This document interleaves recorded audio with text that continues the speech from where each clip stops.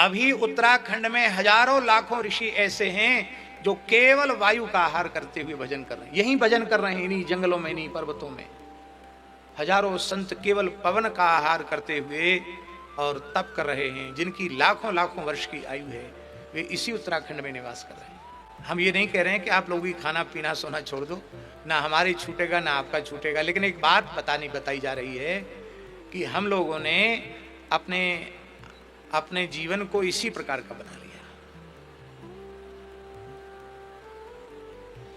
हमारे परंपरा के मूल पुरुष श्री पहाड़ी बाबा महाराज आज 213 वर्ष तो उनको जीवित समाधि लिए हो गया।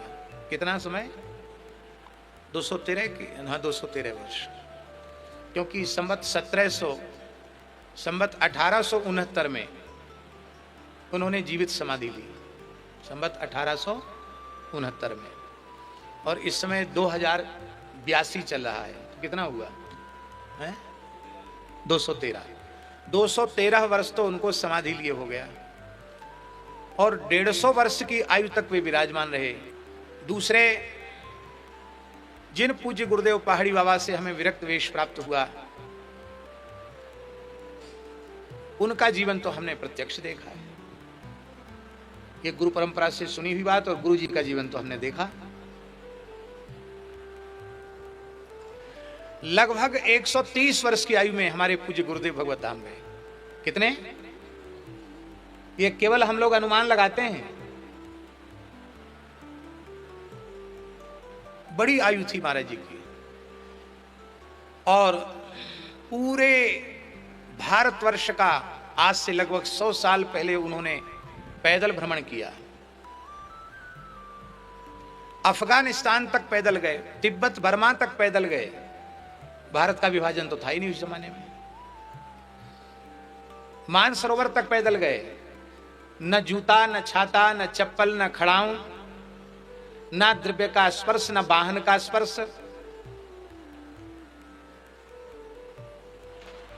24 घंटे में एक बार धूना पर एक टिकड़ बना के पा लेना और बस विचरण करना। अथवा कोई फल फूल मिल गई जंगल में तो उसको ले लेना। इस तरह से 21-22 वर्ष तक लगातार उन्होंने विचरण किया। और सन 1942 की बात है। सन 1942 में अंग्रेजों ने अन्न पर कंट्रोल कर दिया। अन्न मिलना मुश्किल हो गया। वृंदावन में सावन भादों का महीना था, तो ये हुआ कि अब अन्न मिल ही नहीं रहा है, और जन्माष्टमी है, राधाष्टमी है, भोज भंडारे हैं, उत्सव कैसे होंगे? तो 10-20 महंत उनको साथ लेकर महाराज जी एक प्रतिनिधि मंडल लेकर के अंग्रेज कलेक्टर के पास मथुरा गए कि श्रावण भादों में ब्रज में बड़ा उत्सव होता, मेला होता, तो थोड़ा सरकारी तरफ से अन्न का प्रबंध हो जाए। तो वहां ज्ञापन दिया कलेक्टर को। तो कलेक्टर क्रोध में आके बोला, अंग्रेज था, हम कुछ नहीं सुनेगा। जो गेहूं खाएगा वो गोली खाएगा, जो गोली खाएगा वो गेहूं खाएगा। बस ऐसे कह के भीतर चला गया। उसका कहना यह था कि गेहूं खाना हो तो फौज में भर्ती हो जाओ। फौजियों को केवल रोटी मिलती है, गेहूं मिलता है नहीं। तो गोली खाएगा वो गेहूं खाएगा, जो गेहूं खाएगा वो गोली खाएगा, जो गोली खाएगा वो गेहूं खाएगा। इतना कह के तैस में आके कह के चला गया। महाराज जी वहां से लौट के आए तो कहते, मुझे इतनी ग्लानि हुई कि अरे राम राम, अन्न के लिए हम काय के साधु बने, लंगोटी लगाई राम जी के नाम पर, और अंग्रेज से अन्न मांगने गए। हमारे राम जी कमजोर हैं क्या? इस पेट ने हमारी इतनी दुर्दशा के पास होके आए थे। स्नान करके हाथ में जल लिया और प्रतिज्ञा की कि आज से अन्न का त्याग करता हूं, अन्न की अधीनता नहीं। साग सब्जी फल ये लेके रह जाएंगे, और एक पाव से अधिक आहार अपने पेट में नहीं जाने देंगे।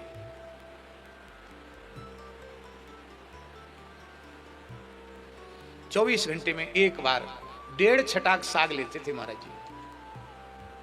1.5 छटाक कितनी होती? एक छटाक ये हो गया और आधी और इतनी सी नारियल का पात्र था, उसी में बस जो आ जाती थी वही साग जो मंदिर में भोग लगता, अलग से फलाहारी साग नहीं। और रात्रि को 1.5 पाव दूध, बस यही आहार 1942 से उनका था। और 1942 से लेकर 2003 तक यही आहार रहा। तो 1942 से 2003 तक गिनती करो कितने साल हो गए हैं? 61 वर्ष। और उस आयु में इतनी जोर से बोलते थे, शेर जैसे दहाड़ते थे कि अब यहां बैठे और बोले तो वहां जहां हॉल है वहां उनकी आवाज सुनाई पड़े, इतने बुलंद आवाज थी।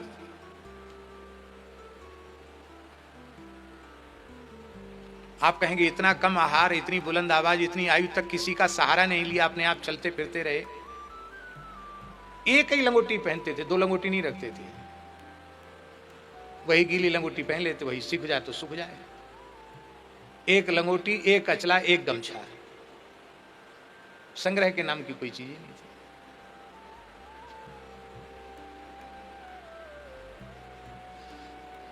एक नारियल का इतना सा पात्र, एक तांबे की इतनी सी लुटिया, बस वही पानी पीने के लिए रखी रहती, बस इतना ही था।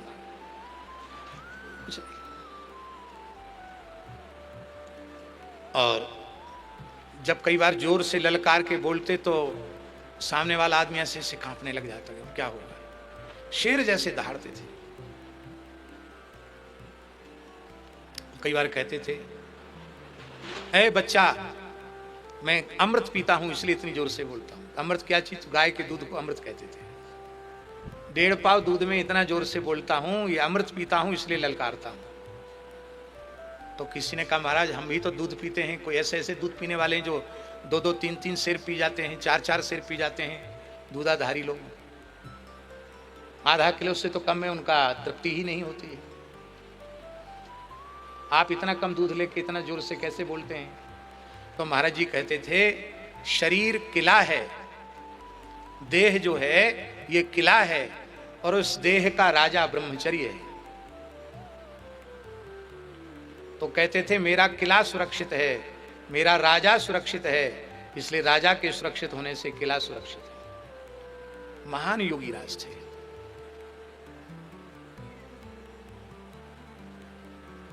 हम लोग सोचते हैं हम अन्न को खा रहे हैं, सीता शरण जी अन्न को नहीं खा रहे हैं, अन्न ही हमें खाई चला जा रहा है।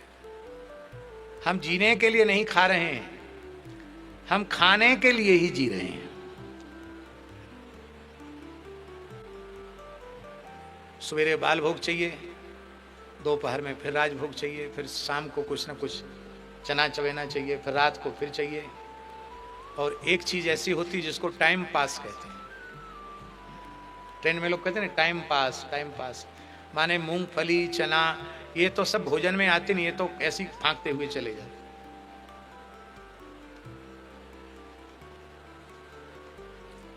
तो आहार और निद्रा ये पहचान है साधक की।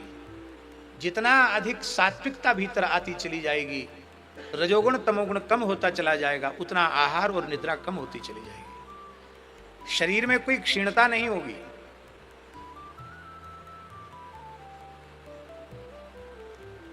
एक बात और आपको बता देते हैं।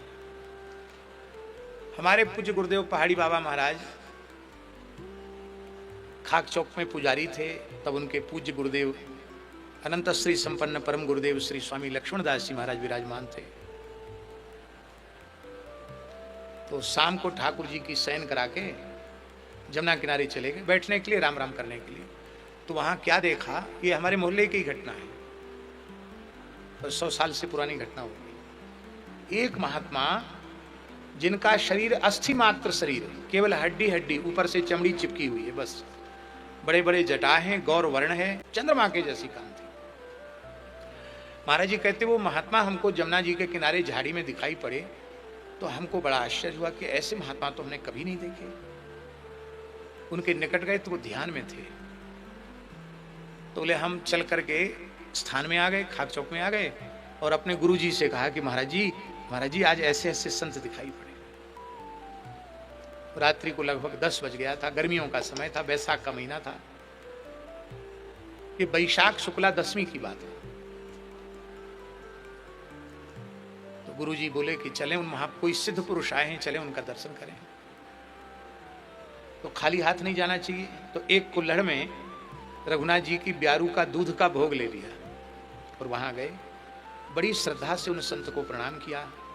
उन्होंने ऐसे नेत्र खोल के देखा तो महाराज जी के गुरुजी ने प्रार्थना की कि भगवान आप कहाँ से पधारे हैं?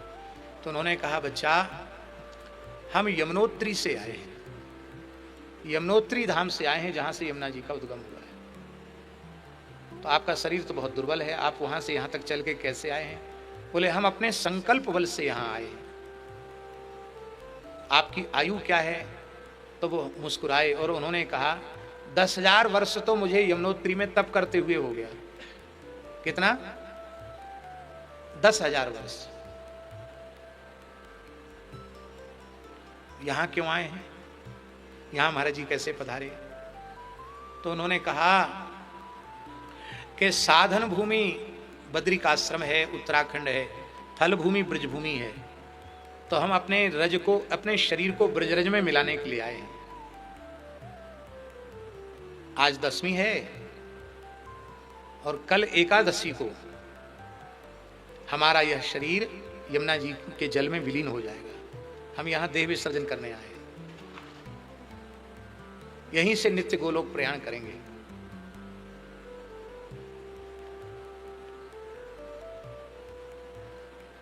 तो महाराज जी ने कहा कि, महाराज जी के गुरु जी ने कहा कि हम रघुनाथ जी का ब्यारू का प्रसाद लाए हैं, आप ले लो। तो उन्होंने कहा,